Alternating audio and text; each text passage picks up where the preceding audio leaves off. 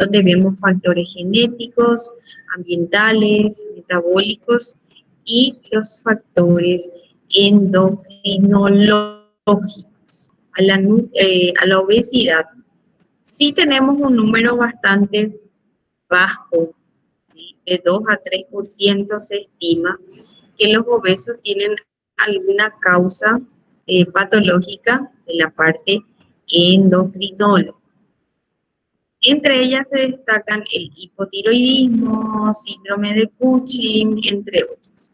Y ustedes si se especializan, o se especializan, mejor dicho, en esta área, van a tener una relación directa con pacientes obesos.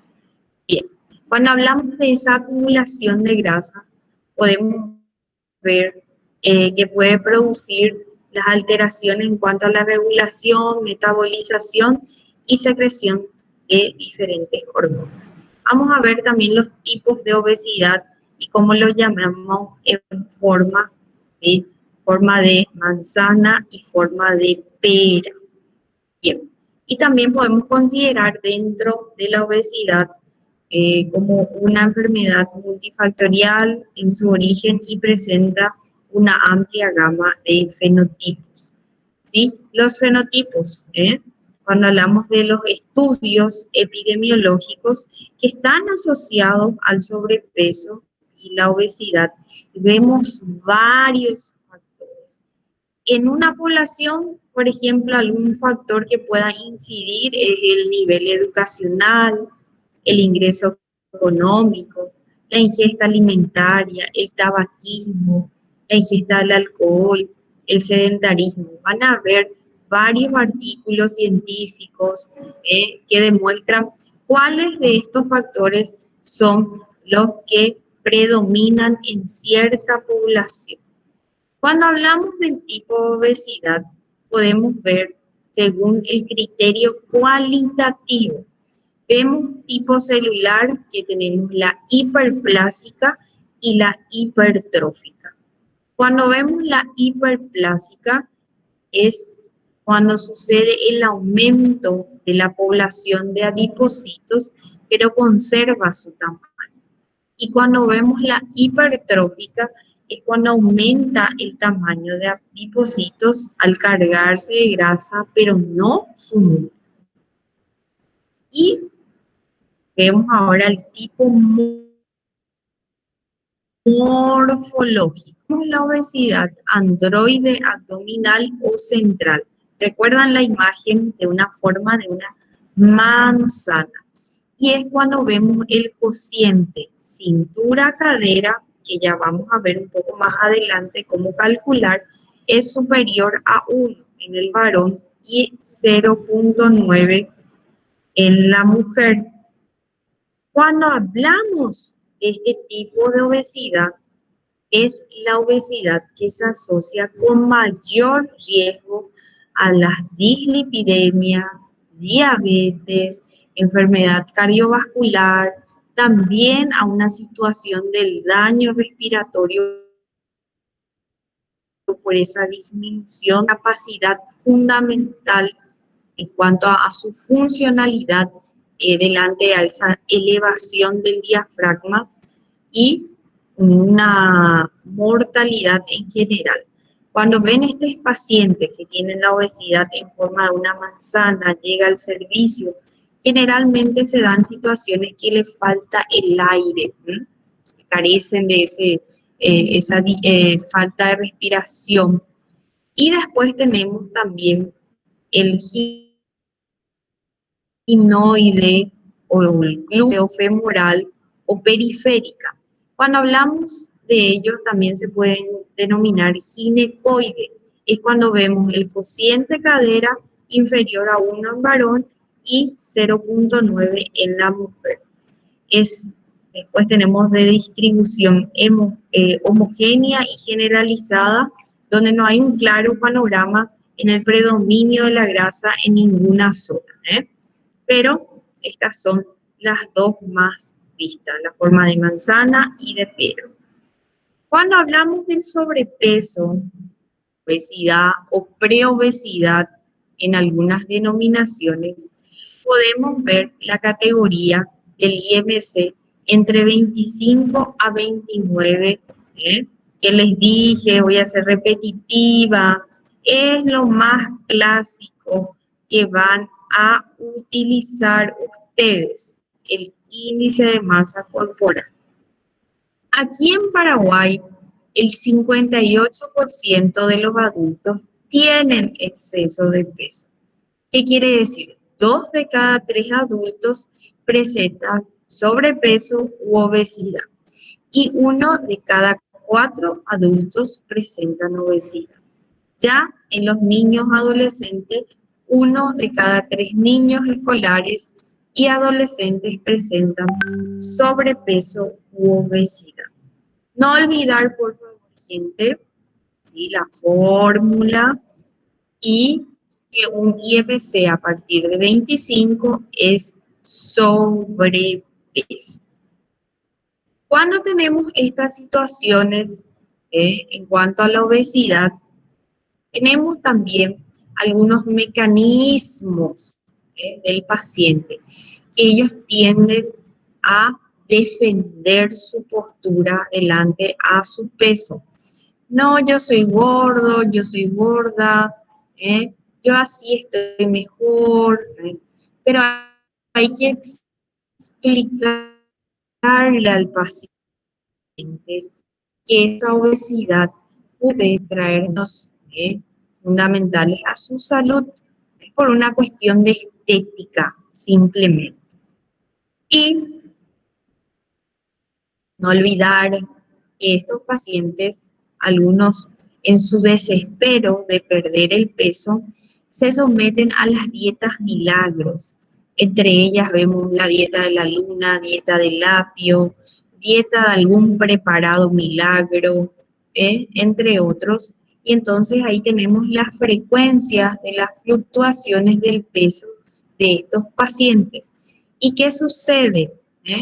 En esta situación tenemos el fenómeno rebote, como le decimos, o conocido como el síndrome del yo-yo. Perdió peso por un tiempo, por un determinado tiempo, pero volvió a su peso que tenía anteriormente o peor, más aún. Como les dije, las consecuencias de la obesidad son varias. Tenemos las enfermedades cardiovasculares, diabetes mellitus tipo 2, los trastornos del aparato locomotor y algunos tipos de cáncer. Y no olvidar, ya les hablé muchísimo, queridos y futuros doctores, sobre este tema en los niños, ¿sí? Las consecuencias de la obesidad, en cuanto a darle a nuestros niños antes de los 6 meses algo que comer, ¿sí? Durante la alimentación complementaria. Recuerden que, por supuesto, el niño va a comer lo que ustedes dan, dulce, evitar comidas de elevado contenido graso. Esto es un problema, ¿sí? La obesidad en niños. Y hablábamos en la clase anterior, nos vamos a retocar cuando daba adolescentes ese cuadro, esa tabla, ¿recuerdan? IMC, edad, ¿eh? Si no se recuerdan, vayan al slide del adolescente donde está cómo diagnosticar en niños y adolescentes, que es diferente a adultos, y recuerden, a adulto mayor también. Bien, y como siempre las mujeres tenemos que sufrir un poquito más. En varios estudios determinan que el porcentaje de la grasa corporal es alrededor de un 10% más alto en mujeres comparada a los hombres. ¿Por qué se da eso? Porque las mujeres tienen una mayor adaptación a la grasa corporal que los hombres, debido a que la gran parte de grasa se distribuye en esos compartimientos subcutáneos y periféricos, en las mamas, en los glúteos, en los muslos, y por eso tenemos tenemos esa mayor tendencia a tener esa carga de grasa corporal. Y no olvidar, voy a ser tediosa, el IMC, el cuadro, como les dije, hay varios, solo modifica la clasificación, los valores, por supuesto, no modifica.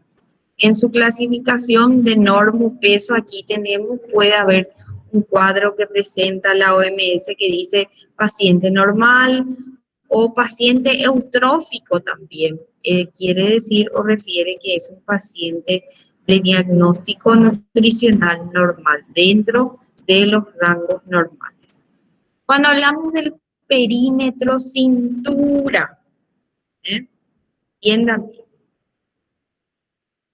algunos riesgos en cuanto a riesgo cardiovascular. En este cuadro vemos cuáles son los valores que pueden tener los hombres y las mujeres. Quiero que ustedes cuando tengan tiempo, creo que ya les pedí ya, eh, al inicio de clase o en la tercera clase les mencioné, ¿sí? Que midan su perímetro abdominal con 1 centímetro. Aquí tienen los valores. En hombres, menor a 95 centímetros quiere decir que está normal, que no tiene o no tiende a tener un riesgo cardiovascular. Entre 95 a 101 tiene un riesgo elevado y mayor o igual a 102 tiene un riesgo muy elevado. Para las mujeres, los números son menores. Menor a 82 refiere a que esa mujer está normal, no tiene ningún riesgo cardiovascular. Cuando tenemos los valores entre 82 y 87 tenemos un riesgo elevado y igual o mayor a 88 tenemos un riesgo muy elevado. Por eso es importante. Hay personas que dicen, yo estoy con mi peso normal, tengo un poco de panza, dice, la zona abdominal. Y hay que tomar en cuenta qué es lo que refiere el elevado número en cuanto al perímetro abdominal, es que tenga o tiende a tener un riesgo cardiovascular. Luego tenemos otro indicador que es el índice cintura-cadera, que está relacionado directamente también a un riesgo cardiovascular aumentado. Y aquí tenemos índice cintura-cadera. Van a encontrar esto de repente en algún diagnóstico nutricional y diga ICC. ICC ya saben qué es, índice cintura-cadera. ¿Cómo se hace esta fórmula? Tenemos la circunferencia de cintura para medir y la circunferencia de cadera un poquito más abajo. ¿Cómo medir? Recuerden el material que ya les pasé la semana pasada y que dentro de ese material está la medición correcta. Para las mujeres, menor a 85 está sin riesgo, mayor a 85 con riesgo. Hombre, menor a 94 sin riesgo y mayor a 94 con riesgo. Bien, cuando hablamos de la energía basal para el paciente obeso, no podemos ser extremistas de someterla a una dieta hipocalórica de 1200 calorías. ¿Por qué? Porque esa energía basal es solo para cubrir esas necesidades mínimas del mantenimiento de nuestras funciones metabólicas.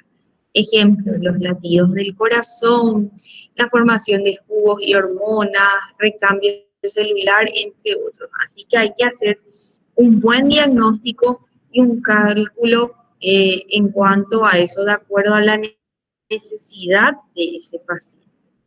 Bueno, pero también el índice de masa corporal tiene sus limitaciones, ¿sí? Eh, Algunas veces en los hospitales no tenemos las balanzas, ¿sí? Y utilizamos índice de masa corporal. Pero esto no se aplica a un paciente, por ejemplo, que sea un deportista, ¿eh? No va a salir un diagnóstico nutricional certero para ese paciente. Y por eso tenemos aquí, vuelvo a repetir, algunos materiales, instrumentos de trabajo en cuanto al diagnóstico. Y sí, hay hospitales que tienen la bioimpedancia, que es una balancita que ya mide grasa, agua, todos con un grado de exactitud. Pero como les dije, no todos predisponemos de estos materiales, entonces es la medición de la grasa corporal es un procedimiento bastante difícil, también caro de realizar en la práctica clínica. Para eso tenemos una ecuación para determinar, ustedes pueden hacer con ustedes mismos. La ecuación se llama ecuación de Nuremberg, que estima un porcentaje de grasa corporal, que es el siguiente, o la siguiente fórmula, mejor dicho: porcentaje de grasa corporal es igual 1.2, entre paréntesis van a colocar el índice de masa corporal, más 0.23, entre paréntesis van a colocar la edad, menos 10.8, entre paréntesis sexo, menos 5.4. ¿Qué es lo que van a colocar en sexo? 1 va a ser para hombres y 0 va a ser para mujeres. Entonces hagan hoy, esta tarde, para una estimativa del porcentaje de su grasa corporal. Bien, cuando hacemos todas las valoraciones del estado nutricional del paciente obeso, hablando de la valoración antropométrica, tenemos que establecer ya el tratamiento para alcanzar los resultados. Dentro de este tratamiento no es solo nutricional, no es que la obesidad solo con el nutricionista, no. La obesidad se va a tratar con el médico, con un preparador físico, con un psicólogo, ¿sí? Cuando hablamos de preparador físico, decimos que el preparador físico tiene que ser un profesional, no un profesional empírico, que vemos mucho ese error hoy en los gimnasios, la gente desesperada queriendo bajar de peso, pero no es así. Bien, los factores fundamentales que debemos considerar en el paciente son la edad, el momento biológico, el peso actual y la talla, la distribución de grasa y las enfermedades asociadas. También dentro de el consultorio, de la primera entrevista, debemos de indagar la evolución del peso en los distintos momentos de la vida del paciente obeso, algunos tratamientos en el cual él se sometió o ella, qué es lo que ingiere habitualmente, algunas intolerancias digestivas, sus conductas alimentarias y la priorización en cuanto a las funciones de los alimentos. También se debe calcular el gasto calórico, el ritmo de vida, el trabajo, la actividad física, entre otros. Bien, las funciones de los alimentos podemos mencionar que eh, se puede dar en función fisiológica, terapéutica, de sociabilización o de placer. Pero, claro, aquí debemos de tomar en cuenta que para el paciente tiene que ser todas estas cuestiones, pero en sus medidas. Y cuando hablamos de la evaluación del gasto, ¿sí? Tenemos 3 puntos que están conectados, que es el balance energético, el gasto energético y el ingreso energético. Parece esa triada epidemiológica, ¿eh? Son los tres conectores en cuanto a la evaluación. Y esta tabla quiero que atiendan bien, es muy importante. Cuando tenemos el IMC menor a 27, decimos que el riesgo es mínimo o bajo. ¿Cuáles son las acciones que tomamos desde el punto de vista nutricional? Tenemos la educación alimentaria, el aumento de la actividad física, los cambios de estilo de vida. Cuando tenemos el riesgo moderado es cuando mencionamos que el IMC va de 27 a 30. Cuando tenemos la educación alimentaria, el aumento de la actividad física, los cambios de estilo de vida y el régimen hipocalórico, ¿eh? Cuando tenemos el riesgo alto, ¿sí? O muy alto tendría que ser aquí, luego voy a cambiar, es el IMC entre 30 a 35, donde tenemos los tratamientos para una educación alimentaria, el aumento de la actividad física, los cambios de estilo de vida, un régimen hipocalórico y el tratamiento farmacológico. Aquí ya puede entrar una atención también farmacológica, pero siempre y nunca olvidar prescrito bajo orden de un médico. Luego tenemos el riesgo extremadamente alto, que es cuando el IMC es mayor a 40. Tenemos la educación alimentaria, el aumento de la actividad física, los cambios de estilo de vida, el régimen hipocalórico, el tratamiento farmacológico y puede existir algunas intervenciones quirúrgicas adecuadas. Bien, ¿cuáles son algunas pautas para iniciar el tratamiento? Como les dije, en la entrevista es fundamental y se tiene que aprovechar al máximo para conocer al paciente. Tenemos los antecedentes, ¿eh? Respecto a la obesidad, el medio ambiente en el que el paciente vive, la composición de su familia, el nivel de ingresos, la motivación y el grado de compromiso que va a adquirir ese paciente delante del tratamiento y también su nivel cultural es muy importante. Bien, luego tenemos los objetivos del tratamiento. La reducción del peso corporal, 1. 2. Disminuir el apetito, corregir las perturbaciones metabólicas y promover esa reeducación alimentaria para mantener el peso logrado. Estos son los objetivos del tratamiento nutricional. Vuelvo a repetir, ¿sí? Quiero que tomen en cuenta, esto ya va a ser algo ético de ustedes, cuáles son las dietas de modas, ¿eh? Si ustedes van a tomar eso como una indicación. Aquí ya ven muchísimos en las redes sociales, pierde 5 kilos en 3 días, algo absurdo, ¿eh? ¿Cómo perder hasta 3 kilos en 3 días? Yo nunca he visto cosa alguna, ¿verdad? Y aquí ya dice, menos 4 kilos en un mes sin volver a engordar.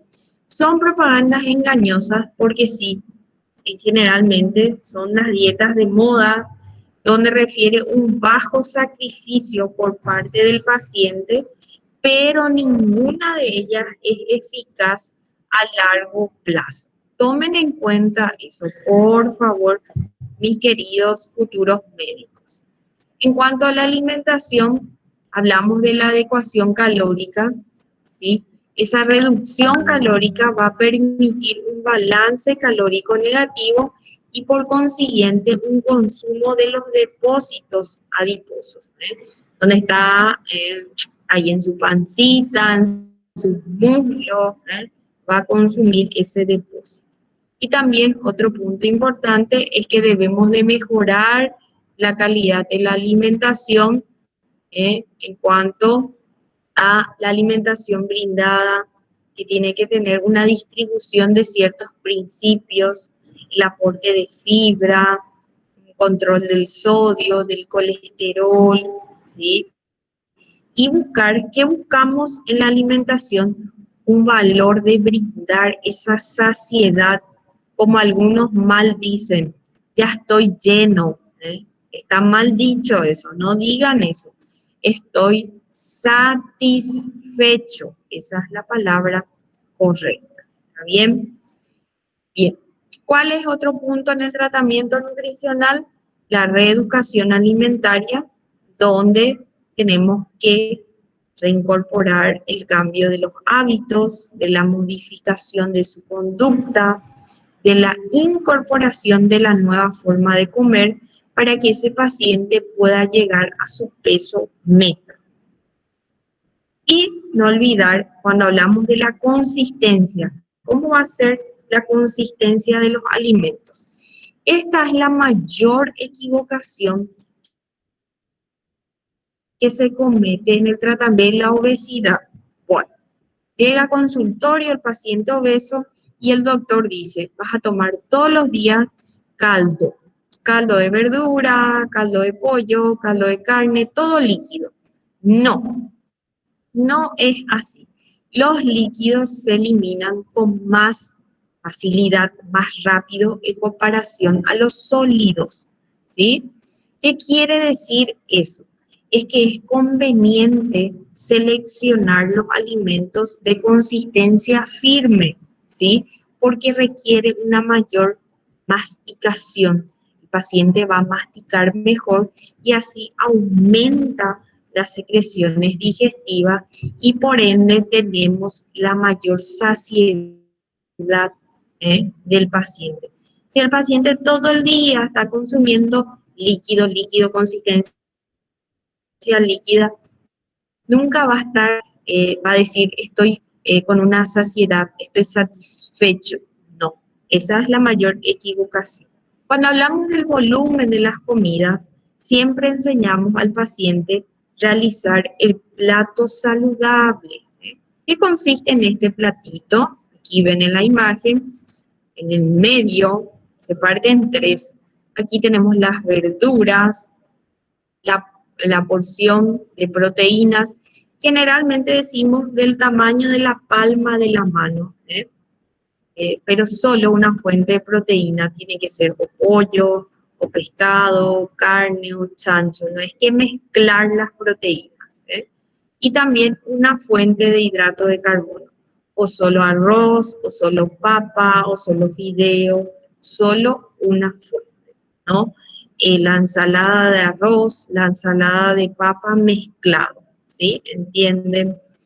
Y también las temperaturas. Son detalles en la nutrición, pero que hacen diferencia. ¿Qué es recomendado en el paciente obeso? Comer las comidas recién salidas, a temperatura caliente. ¿Por qué? Porque se produce una mayor congestión de la mucosa gástrica y eso hace un aumento de la secreción y el retardo de la evacuación. Entonces, ellos se sienten más satisfechos. En cambio, los alimentos fríos provocan solo un retardo inicial, ¿entienden? Esa es la comparación de temperaturas. Cuando hablamos de fraccionamiento, la recomendación es de 5 a 6 menús al día. Pero dentro de ese periodo no tiene que ser, no tienen que transcurrir más de 4 horas, ¿sí? Porque no hay que dejar ese espacio que el paciente obeso tenga esa hambre para que no pueda hacer esa acción de picar algún otro alimento. ¿Y cuáles son los consejos conductuales?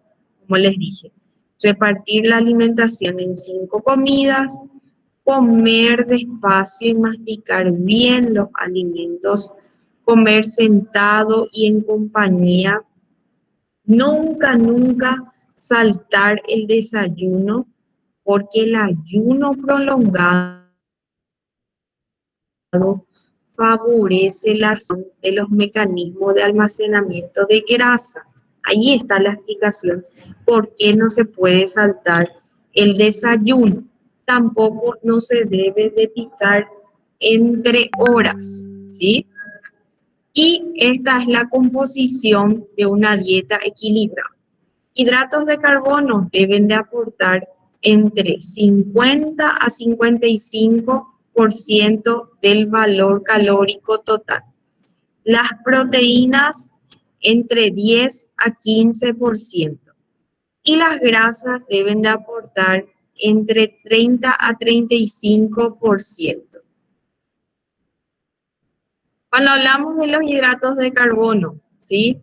Existen un mayor efecto termogénico, ¿sí? Podemos ver la disminución en cuanto al apetito en su selección. Se denominan los hidratos de carbono simples, los que sufren el proceso de digestión rápida, y se debe de evitar esto en los pacientes obesos. Se debe de seleccionar los hidratos de carbono complejos, ¿sí? Con fibras, que aporten fibras. Así podemos prevenir el estreñimiento, algunas enfermedades del colon, entre otros. Otro punto importante también es el índice glucémico y la carga glucémica, que vamos a dar eso en el paciente diabético, ¿sí? Pero ya les adelanto, vamos a tomar en cuenta que el índice glucémico es el que indica el modo de valorar los alimentos que contienen carbohidratos y también el grado en el cual eleva la glucemia tras su consumo. Tienen que tomar en cuenta esto. Tenemos el índice glucémico alto, el índice glucémico medio, el índice glucémico bajo y algunos alimentos que vamos a tomar en cuenta. No se preocupen que este tema vamos a tocar en diabetes y saber que las fluctuaciones con el mismo nivel de carbohidratos, los alimentos con índice glucémico elevado producen esas fluctuaciones. Hay que tomar en cuenta para los pacientes diabéticos y obesos. Vamos a hablar un poco de la actividad física, la importancia en cuanto a su tratamiento.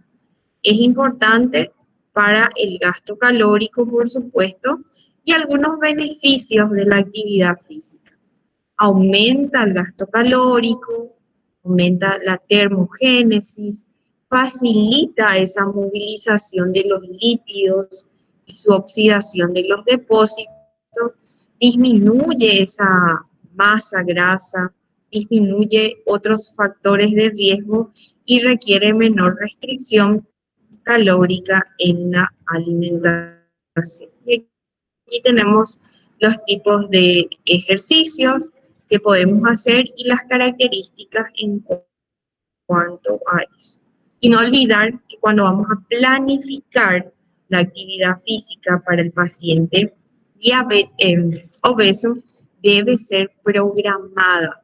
Y no olvidar. Punto importante, tiene que ser de forma lenta, paulatina y gradual, por favor. A eso meterle al paciente obeso que se vaya y se mate en los gimnasios. No sabemos internamente cómo está el paciente. Tiene que ser programada en 4 aspectos importantes: la intensidad, la duración, la densidad y la periodicidad. Cuando hablamos de los fármacos, ¿sí? No vamos a hablar de una forma muy profunda a este punto, pero no olvidar que existen los medicamentos que son comercializados de formas libres, ¿sí? Y esto el paciente compra para su tratamiento o control del peso. Si es que no tiene un control del profesional sanitario, puede dar efectos adversos serios. Tenemos también otro problema en el tratamiento de la obesidad son los laxantes. No olvidar y decirle a nuestros pacientes que sí, se utilizan para un corto plazo, pero solo para aliviar los síntomas del estreñimiento, pero no está indicado para el uso del control del peso. Otro problema, los diuréticos, que sí ayudan a esa eliminación o la excreción renal del agua y los electrolitos. Tampoco está indicado para la pérdida de peso. Aquí en Paraguay vemos mucho la utilización de las plantas medicinales. No es bueno, ¿sí? Porque no se cuenta con un asesoramiento ni un control sanitario adecuado y esto puede causar efectos adversos e interacciones ya con otros fármacos utilizados. ¿Cuáles son los más comunes? Diente de león, guaraná, zen, ¿sí? Las cáscaras sagradas que hoy en día toman mucho las chicas, por ejemplo, la utilización del zen, de la frángula y la cáscara sagrada pueden causar dependencia. Son puntos que debemos de explicar al paciente. Guaraná, por ejemplo, pueden causar insomnio, taquicardia, palpitaciones, entre. Y estas son las preguntas más frecuentes que les van a hacer sus pacientes. ¿Cuándo es mejor comer la fruta? ¿Antes o después de las comidas? En cuanto a esto, lo aconsejable es que se coman en algún menú. ¿Qué quiere decir? Media mañana, a la tarde, ¿sí? En cuanto a esta indicación. Pescado blanco, pescado azul. El pescado blanco tiene una característica por su bajo contenido en grasa, pero el azul posee un alto contenido en grasa, que en algún caso puede llegar al 20%. Pero el pescado azul, en cambio, tiene ácidos grasos poliinsaturados de la serie de la omega 3, que representan una protección frente a los problemas cardiovasculares. Puede consumir, pero no en exceso. Leche entera, semidescremada o desnatada. Siempre para la valoración del tratamiento nutricional en el obeso, recomendamos siempre descremado. Los productos light son realmente bajos en calorías. No olvidar que los alimentos light sí tienen un reducido valor calórico y suelen aportar un 30% menos que los iniciales. Pero esto no quiere decir que light o diet o bajos en calorías sean buenos y puedan comer de forma desmedida. No, es la misma cosa si es que comen en cantidades exageradas. Aceite. ¿El aceite engorda? ¿Sí o no? ¿Crudo? Sí. Todos los aceites, independientemente del uso culinario, aportan las mismas calorías.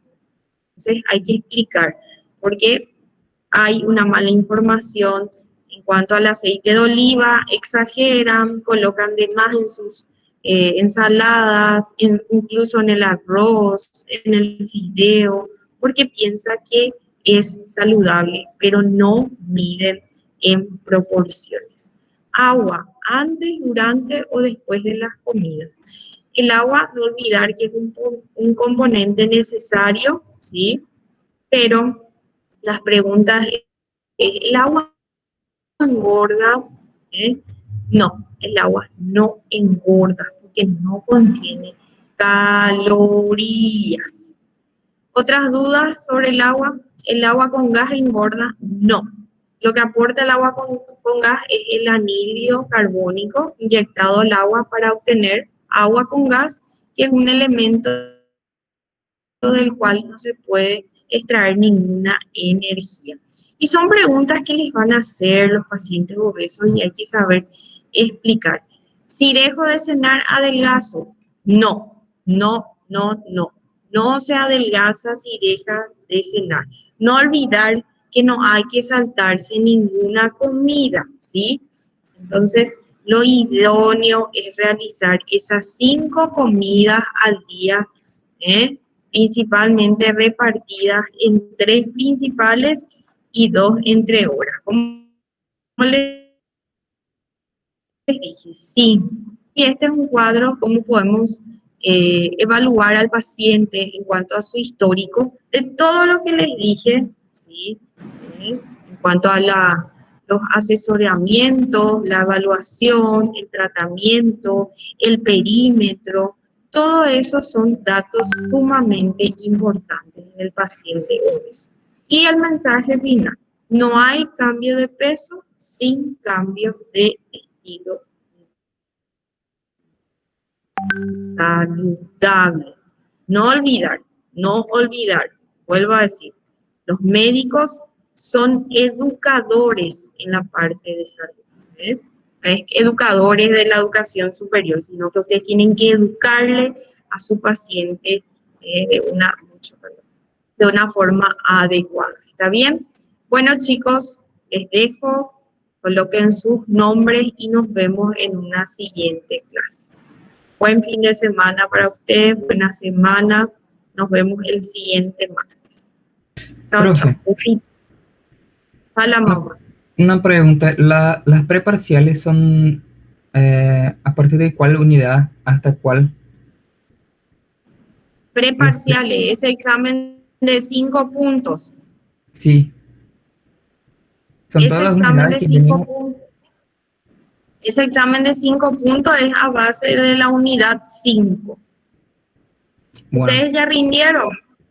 no todavía. ¿Por qué? Les voy a dar chacha. No dejen a última hora, rindan. Es a base de la apostilla de la unidad 5. Bueno, gracias. Dale, no es nada.